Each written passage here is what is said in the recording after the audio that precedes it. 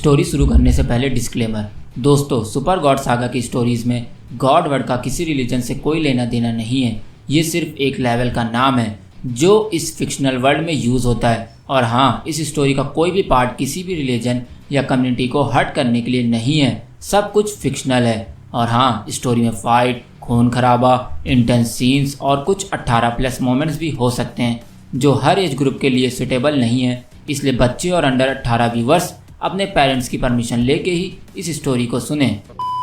तो दोस्तों, स्टोरी शुरू करने से पहले ये कहना चाहूँगा कि आप लोग सपोर्ट नहीं दिखा रहे हो। चलो माना मेंबरशिप नहीं ले पा रहे हो आप लोग, मगर कम से कम लाइक करो, शेयर करो, कमेंट करो। और अब एक हाइप वाला आ गया है, वीडियो को हाइप करने का एक दिखाएगा आपको नीचे लाइक के बगल में, ठीक। वहाँ पे जाके आप लोग हाइप करिए जिससे वीडियो वायरल होगी, ठीक, हाइप बढ़ेगी वीडियो की। तो आप लोग ये चीज़ करिए।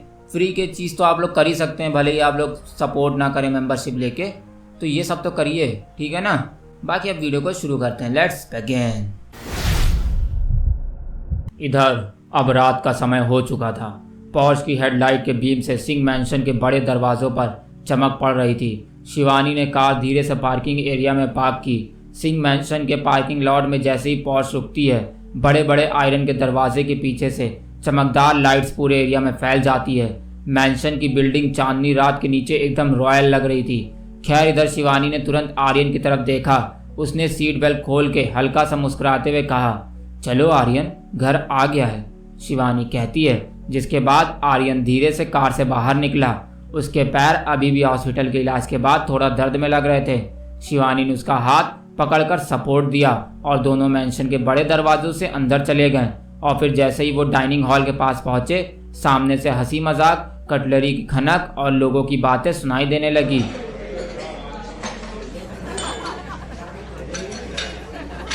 क्योंकि सिंह परिवार की शाम का खाना एक ट्रेडिशन था। सबको एक टेबल पर बैठना पड़ता था, चाहे मन हो या ना हो।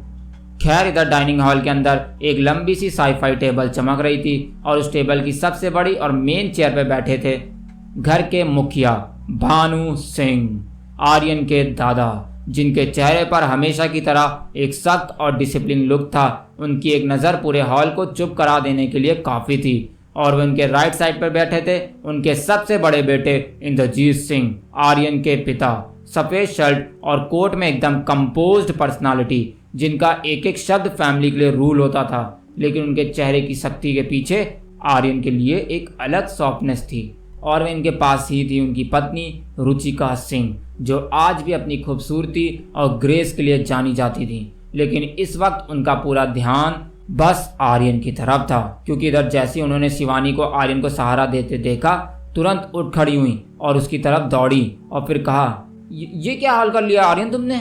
उसकी आवाज़ में एक माँ का दर्द था। खैर, इधर टेबल के दूसरे साइड में बैठे थे इंद्रजीत के छोटे भाई विक्रम सिंह, एक रिटायर्ड वॉरियर, ब्रॉड शोल्डर्स और गहरी आवाज़ वाले। उनका चेहरा अक्सर गर्व से भरा रहता था, पर आर्यन को देखते उनके चेहरे पे हमेशा एक नफरत सी उभर आती थी। उनकी पत्नी मीरा सिंह, जो शांत और सॉफ्ट स्पोकन थी, बस चुपचाप देखती रहती थी। और फिर आते हैं इंद्रजीत के दूसरे छोटे भाई, जो विक्रम से छोटे हैं, विवान सिंह, जो अपने बिजनेस माइंड और थोड़ी ओवर स्मार्ट सोच के लिए मशहूर थे। उनके चेहरे पर हमेशा एक हल्का सा तंज होता था, जैसे उन्हें किसी की भी वीकनेस देखकर मज़ा आता हो। उनकी पत्नी कोमल सिंह भी वही नेचर फॉलो करती थी, तीखी जुबान वाली और गॉसिप वाली। दोनों की आंखों में आर्यन के लिए सिर्फ तुच्छता थी, वो उसे बिल्कुल पसंद नहीं करते थे। और वहीं टेबल पर कजिन्स भी अपनी जगह बैठे हुए थे। सबसे पहले था विकी सिंह, लंबा मस्कुलर रेसलिंग चैंपियन। उसके चेहरे पे हमेशा कॉन्फिडेंस और एरोगेंस का मिक्स होता था। जैसे ही उसने आर्यन को अंदर आते देखा, उसने हल्की सी मुस्कान मारी और बोला, देखो, आज फिर हीरो बनने गया था और हॉस्पिटल से वापस आया है विकी कहता है। और वहीं सुन के बाकी कजिन्स अपनी हंसी रोकने की कोशिश में फेल हो गए और हंसने लगते हैं।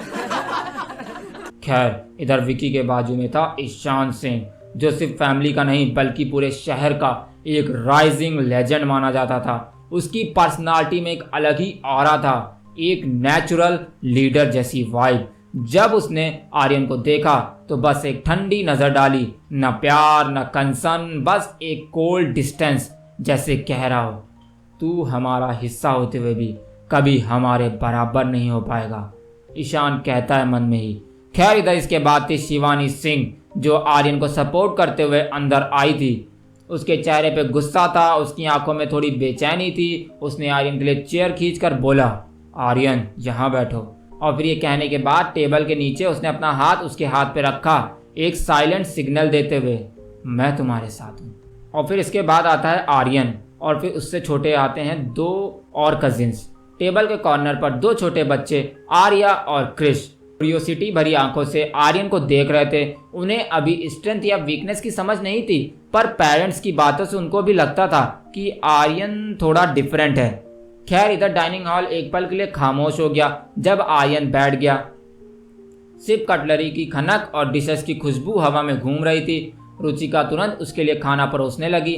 बेटा थोड़ा और लो, तुम्हें ताकत की ज़रूरत है, रुचिका कहती है। और वहीं इंद्रजीत ने बस एक शब्द बोला, लेकिन उसमें गहरी बात थी। आर्यन, तुम इन सब की बात को इग्नोर करो, मुझे पता है तुम ताकतवर ज़रूर होगे, बस इंतज़ार करो, इंद्रजीत कहते हैं। और वहीं बाकी लोग या तो चुप रहें या मजाक बनाते रहें। और वहीं अपने भाई इंद्रजीत की बात सुन के विवान ने हल्का सा हंसकर बोला, स्ट्रॉन्ग ये बनेगा? क्या मजाक कर रहे हो भाई, ये तो प्लेट का खाना खत्म करने की ताकत नहीं रखता, यह बनेगा स्ट्रॉन्ग, विवान कहता है। और फिर उसके ये बोलते ही विकी और 1-2 और कजिन्स हंसी रोक नहीं पाते और हंसने लगते हैं। इसलिए देख के शिवानी का चेहरा गुस्से से लाल हो गया। उसने तुरंत कहा, बस करो, अगर तुम लोगों में जरा भी इंसानियत है तो एक कमजोर बंदे का मजाक मत बनाओ, शिवानी कहती है। जिसके बाद सब चुप हो जाते हैं, लेकिन उसकी आवाज़ सिर्फ कुछ सेकंड के लिए ही माहौल में गूंजती रही। फिर सब वापस अपनी बातों में लग गए। और वहीं इस घर के मुखिया भानु सिंह ये सब आराम से देख रहे थे और आर्यन को वो देख रहे थे। वो देखना चाहते हैं कि आर्यन क्या कुछ कर पाएगा या नहीं कर पाएगा, इसलिए वो आर्यन की बेइज्जती होने देते हैं। और वहीं आर्यन चुपचाप प्लेट की तरफ देखते हुए खाना खाता रहता है। उसका दिल अंदर ही अंदर भारी था। टेबल की रोशनी के नीचे उसके जख्मी चेहरे पे एक और भी उदासी उभर रही थी। उसको लगता था जैसे ये घर, ये फैमिली, ये टेबल सब एक ऐसा मंच है जहां वो हमेशा अकेला है और उसका मजाक उड़ाया जाता है। खैर इधर आधे घंटे बाद रात को जब सब अपने कमरे में चले गए, आर्यन बेड पर लेट गया और वो छत की दीवार को ही देख रहा था और उसके दिमाग में शिवानी की बातें घूम रही थी। तुम सीक्रेटली भी इवॉल्व हो सकते हो, तुम सीक्रेटली भी इवॉल्व हो सकते हो आर्यन, उसके दिमाग में यही गूंज रहा था। पर फिर उसकी पीठ में एक झुंझुनाहट सी हुई। आर्यन ने हाथ पीछे ले जाकर महसूस किया उस टैटू के पास जो हमेशा कपड़ों के नीचे छुपा रहता था, वो इस समय जल रहा है थोड़ा सी। टैटू से जैसे एक हल्की सी गर्मी निकल रही थी और उस गर्मी में एक अजीब सा एनर्जी फ्लो था। आर्यन ने अपनी मुट्ठी बंद कर ली, दिल तेज धड़कने लगा और फिर उसने कहा, ये क्या हो रहा है मेरे साथ, ये आज मेरे साथ थोड़ी थोड़ी देर पर रह के क्यों हो रहा है, उसने खुद से कहा। लेकिन तभी दूर से कदमों की आहट आती है, इसलिए आर्यन तुरंत ब्लैंकेट ओढ़कर आंखें बंद कर लेता है। और फिर दरवाजे के बाहर से इंद्रजीत और रुचिका हल्की फुसफुसाहट से बोलते हैं, लगता है आर्यन सो गया है। इंद्रजीत की आवाज़ लो और टेंस थी और फिर वो बोलते हैं, मुझे इसकी बहुत फिक्र होती है, हमें गुरुजी के पास जाके इसके बारे में बात करनी चाहिए, इंद्रजीत कहते हैं। और वहीं ये सुन के रुचिका ने तुरंत जवाब दिया, आर्यन जग गया तो धीरे बोलिए, उसे अभी तक पता नहीं है गुरुजी के बारे में, अगर उसे सच का पता चला तो वो।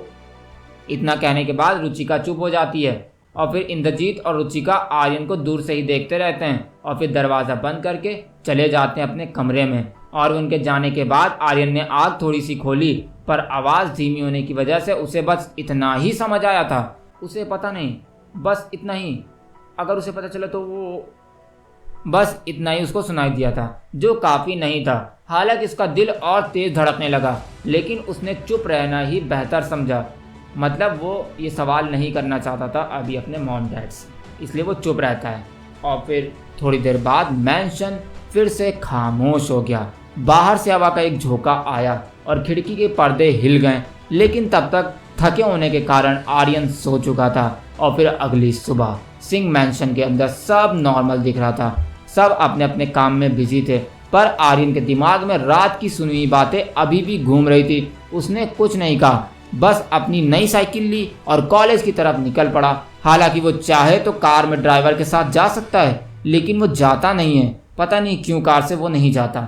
खैर इधर रास्ते भर उसके जहन में एक ही सवाल घूम रहा था, मॉम और डैड को किस बात का डर है और ये गुरु कौन है। आर्यन ये सब सोचता रहता है, पर उसने अपने दिल को समझाया और फिर जल्दी जल्दी कॉलेज की ओर साइकिल से जाने लगा और फिर वो कॉलेज पहुंच जाता है। हालांकि कॉलेज के मेन गेट पर उसी वक्त कुछ लड़के खड़े थे और वो लड़के थे जय, कबीर, अजय और आदित्य। उनके चेहरे पे वही घमंड था जो हमेशा रहता था। जैसे ही आर्यन साइकिल से आया, जय ने अपने दोस्तों को देखा और मुस्कुराहट के साथ बोला, देखो देखो कौन आया है, हमारा हॉस्पिटल रिटर्न हीरो। ये तो एक ही दिन में ठीक हो गया यार, लग रहा हम लोग ने कम मारा था इसको, जय कहता है। और यह सुन के कबीर तुरंत हंस पड़ता है और बोलता है, आज इसकी बहन नहीं आई इसे बचाने के लिए, इसके साथ नहीं है बॉडीगार्ड बन के, अब देखते हैं ये कितना दम रखता है हमसे भिड़ने की।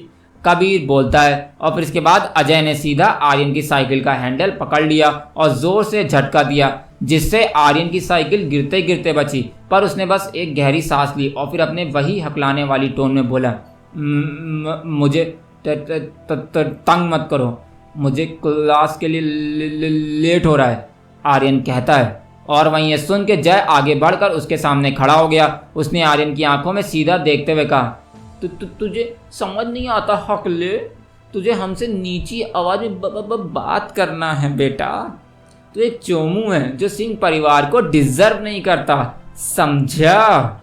मुझे तो ऐसा लगता है जैसे तू सिंह फैमिली का असली खून ही नहीं है, जय हकलाते हुए कहता है। मतलब वो आर्यन का मजाक उड़ाता है। और वहीं ये लाइन आर्यन के दिल में चुभ जाती है, पर उसने कुछ भी जवाब नहीं दिया। उसने अपनी साइकिल उठाई और उसे पार्किंग में पार्क करके अंदर चला गया। और वहीं पीछे से जय की हंसी गूंज रही थी जैसे उसने एक छोटा सा वार जीत लिया। खैर इधर क्लासरूम में एंटर करते ही माहौल बदल गया। टीचर बोर्ड पर कुछ लिख रहा था और वहीं बाकी के स्टूडेंट्स अपने अपने जगह पे बैठे थे। तभी प्रिंसिपल अंदर आए और उनके साथ में आता है एक नया लड़का, यानी late admission student, the newcomer. खैर इधर उसकी प्रेजेंस में एक अलग ही ऑरा था। और फिर टीचर कहते हैं, क्लास, यह है हमारा new transfer student Arjun Randhawa. Principal कहते हैं, जिसके बाद पूरी क्लास अर्जुन रंधावा को देखने लगती है। और इधर वहीं अर्जुन एक लंबा कॉन्फिडेंट कद का लड़का था। उसकी आंखें थोड़ी अलग थी, जैसे उनमें एक ग्लो छुपा हो, और वो बहुत हैंडसम था। उसने कामली सबको देखा, फिर उसकी नज़र डायरेक्टली आर्यन पर टिक गई। एक सेकंड के लिए आर्यन को लगा जैसे उसकी पूरी बॉडी स्कैन हो गई हो। जिसके बाद उसकी पीठ में जो टैटू है उसके पास एक हल्की सी गर्माहट फैल गई, जैसे कोई हिडन कनेक्शन ट्रिगर हो गया हो। और वहीं इधर क्लास की कुछ लड़कियां आपस में बात करते हुए कहती हैं, ये अर्जुन रंधावा कितना हैंडसम है यार, एक लड़की कहती है। और वहीं दूसरी लड़की कहती है, मैं तो इसे आज ही प्रपोज कर दूंगी, मुझे तो लगता है मुझे इससे लव एट फर्स्ट साइट हो गया है, दूसरी लड़की कहती है। और वहीं तीसरी लड़की कहती है, एक मिनट, कहीं ये जाने माने रंधावा फैमिली से तो नहीं है, तीसरी लड़की कहती है। और फिर यही तरह ये लोग आपस में खुसुर फुसुर करती रहती हैं। और बाकी के लड़के ये सब बात सुन के जेलस फील कर रहे होते हैं अर्जुन से। और वहीं आर्यन अर्जुन को अपनी तरफ देखता देख अपनी नज़र बुक पे कर देता है, पर अर्जुन की नज़र अब भी उस पर ही थी। खैर इधर प्रिंसिपल अर्जुन को आर्यन के बगल वाली सीट पे बैठने का ऑर्डर देते हैं, क्योंकि बस वही एक सीट खाली रह गई थी। जिसके बाद अर्जुन आर्यन के बगल में जाके बैठ जाता है और फिर टीचर पढ़ाना शुरू कर देते हैं और प्रिंसिपल निकल जाते हैं अपने ऑफिस। और वहीं अर्जुन और आर्यन में थोड़ा हाय हेलो होता है और फिर वो लोग भी पढ़ाई पे ध्यान देने लगते हैं। जिसके बाद लंच ब्रेक में सब स्टूडेंट्स कैंटीन में बैठे थे। हालांकि तभी जय, आदित्य और अजय वहां आ जाते हैं आर्यन के पीछे पीछे।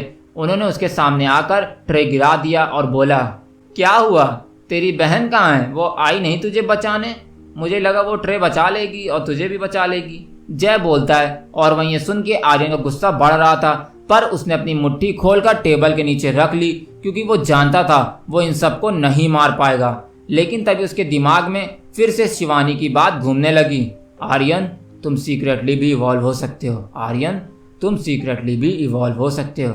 आर्यन के दिमाग में यही घूम रहा था। हालांकि तभी अर्जुन आगे आया। उसने जय के कंधे पर हाथ रखा और एक ठंडी आवाज में कहा, बस करो, तुम लोगों ने बहुत नाटक कर लिया, अर्जुन कहता है। लेकिन तभी जय ने उल्टा टॉन्ट मारा और बोला, अबे तू कौन होता है बीच में बोलने वाला? फ्रेश एंट्री है ना, ज्यादा हीरो बनने की जरूरत नहीं है, जय कहता है। और वहीं ये सुन के अर्जुन बस हल्का सा मुस्कुराता है और फिर जय के कंधे पे रखे हाथ को थोड़ा सा टाइट कर देता है, जिससे जय के कंधों में दर्द होने लगता है। लेकिन जय ने तुरंत कंधा झटक कर हाथ हटा दिया और फिर उसके बाकी साथी भी जय के पास आके खड़े हो गए। और फिर आदित्य ने कहा, इस न्यू कमर को बताना होगा कि यहाँ लीडर कौन है। आदित्य कहता है, जिसके बाद आदित्य, जय, अजय सब अर्जुन को घूरने लगे। और हाँ, अभी यहाँ पे कबीर मौजूद नहीं है। खैर इधर आर्यन चुप रहा, पर उसने अर्जुन रंधावा को एक अजीब सी क्यूरियोसिटी के साथ देखा। और वहीं कैंटीन में बाकी स्टूडेंट्स को लगा बस एक छोटी सी टकरार हुई है, पर दोस्तों असली कहानी तो अब शुरू होगी।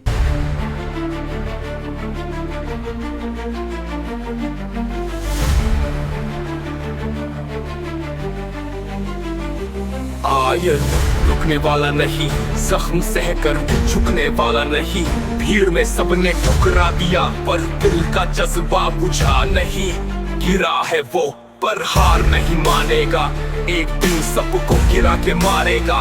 क्योंकि ये है आयन, ये है आयन सिंगलाटर, तूफानों से भी टकरा जाएगा, किस्मत को भी हटा जाएगा। ये है आयन, ये है super devil lion, get from the big boy, get from the big boy।